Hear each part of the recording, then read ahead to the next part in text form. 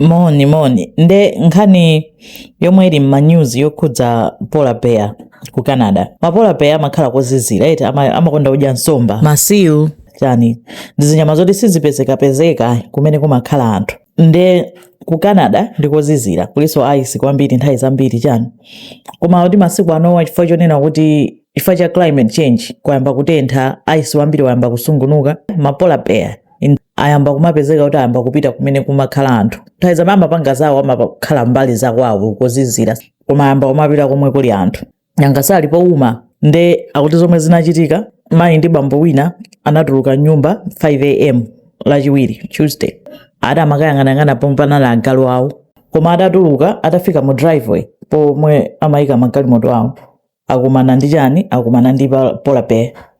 Nde polar bear nangothamangira kumpanga ataki mayiyo, mayi uja wagwa pansi, abambo kuona mkazi anga akuvulazidwa aphedwa ndi polar bear.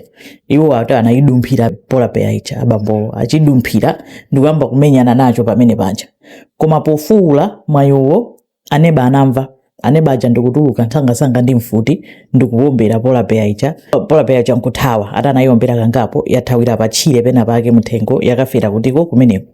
Abambo aja atavulala mwendo ndi mkono, athamangira nawo ku chipatala, koma akuti achira, avulala koma akhala bwinobwino. Nde mu August munthu wina anaphedwa atapambananso ndi ma polar bear awiri komweko, pamene akuti at the same time anthu okwana 20 ndi amene aphedwa ndi ma polar bear.